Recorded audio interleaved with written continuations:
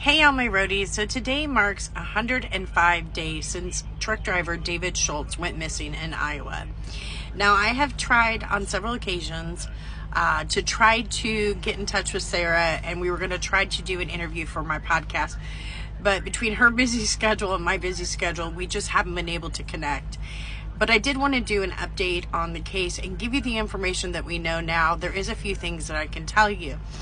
I do want to say that Sarah has gone through a lot, as you can imagine, raising two 10-year-old twin boys by herself. Around the first of the year, she wound up going back to work, and so now she's juggling work, the kids, and trying to investigate and figure out what happened to her husband. And last week, she wound up losing her aunt, so she has been through the ringer. So as we go through this update today, please keep Sarah and David and their two boys in your thoughts and prayers, and that hopefully we get some type of resolution for this family on this case. So again, a lot of you guys had asked me to do an update on the David Schultz case, and so I did want to do a quick update today and try to put a lot of the information out there. And actually, I do want to make an announcement at the end of this video, excuse me, about something from Sarah Schultz today. So if you're not familiar with the case of David Schultz, the truck driver who went missing in Iowa, I'm going to give you a brief overview of what happened over the last 105 days and how we've gotten to this point.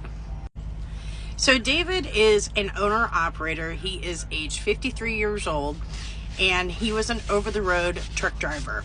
And the way he worked was he would be contracted out to people. He was an owner-operator, so he didn't work for a company, but he would be contracted out to people to haul livestock. And this was the case on November 20th, the night that he actually went missing.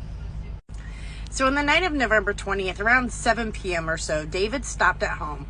He went and grabbed a change of clothing and kind of freshened up a little bit before he went out on his next run, said goodbye to Sarah and the kids, and he headed out the door. He was going to go head to his next load. Now, according to the police investigation, they know that David wound up making the appointment to pick up a load of baby pigs. Now, he was the last truck in, and he was also the last truck out. He arrived a little bit late, but he called to let him know that he was running a little bit late. So there is witnesses that say that he left the particular farm that he was picking up from about 10:50 p.m. The next time that we wound up seeing him is about 11:16 p.m. on video footage at a truck stop called mile marker 126, which is just east of Fort Dodge. Now in the video, the truck stop's already closed, but David can be seen in his truck just messing around with his phone, probably checking messages, and then he gets ready to head out on the road. And then a DOT camera also captures him on Highway 20 just west of the truck stop, and his truck is heading westbound. Now, this is the last time that we have any video footage or confirmation of David on the evening of November 20th into the morning of the 21st. Now, around 9:30 in the morning on that Tuesday, Sarah gets a knock on her door, and it's from the gentleman that had contracted David to haul the baby pigs.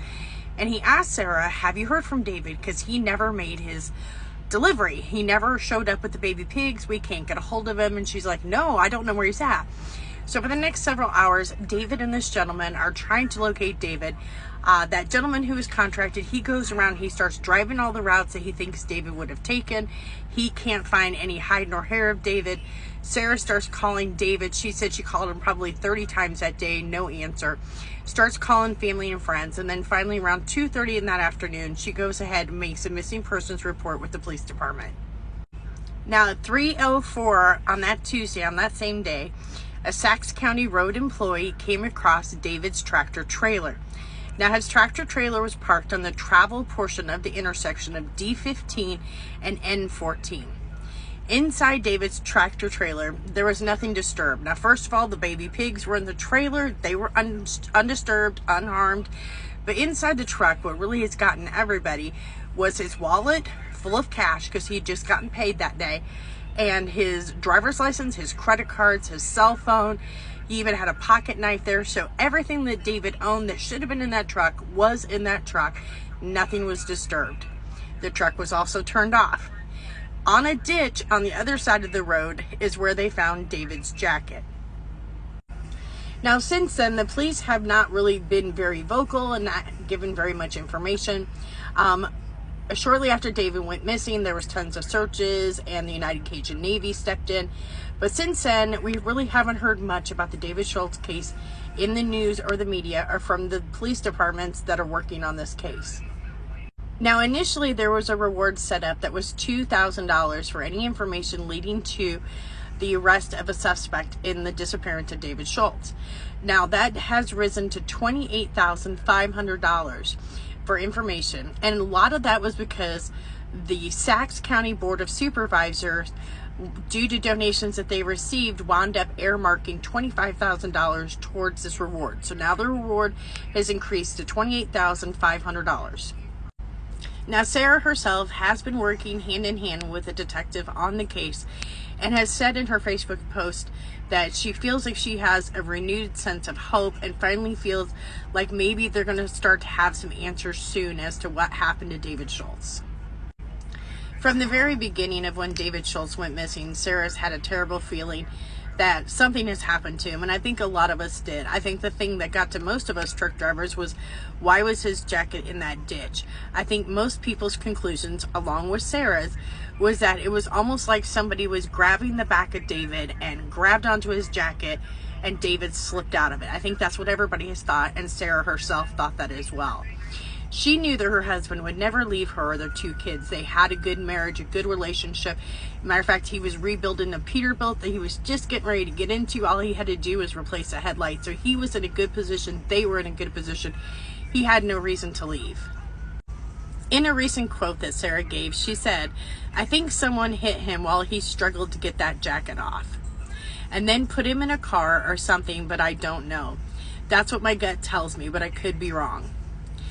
In news posted this morning on Sarah's Facebook page, which is some sad news, Sarah wound up posting that she is currently selling David's Peterbilt.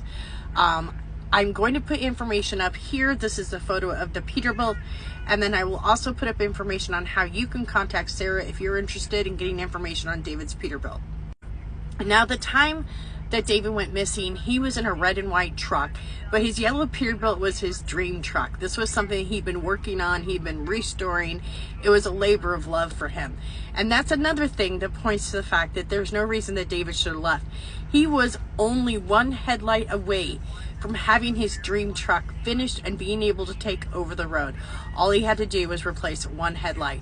And after this run, he was going to replace that headlight, and then he was going to be able to drive his dream truck. So all of this just points to foul play, in my personal opinion. Now, the police chief in question, there's 3 different departments that are working on the David Schultz case. And the police captain has been very vocal about the fact that he does not appreciate all the people that are calling in with wild stories and theories because there's so many internet detectives out there. Regardless, I just hope that there's some answers for Sarah and her family. This is 105 days that they've lived in agony. She is one of the strongest people I've ever seen in my whole life. How she's able to get through this is beyond me. But if you guys want information on David's truck, it would really help out her family tremendously financially. As you can imagine, not having her husband's income and going through everything they're going through, money is very tight. I'm going to put Sarah's information here. You can contact her through Facebook if you're interested in getting information on David's Peterbilt. Please, please, please, I'm going to ask you, do not contact her for any other reason other than to get information on the Peterbilt. Don't boggle her down with questions or anything like that. She has been through enough. Anyway, if we get any more information on the David Schultz case, I'll be sure to post it right here. Please be sure to like, share, and post out this video so we can get David's picture seen and so that his story does not go cold and people aren't trying to still find David Schultz for his family. Thanks, everybody. Be safe out there.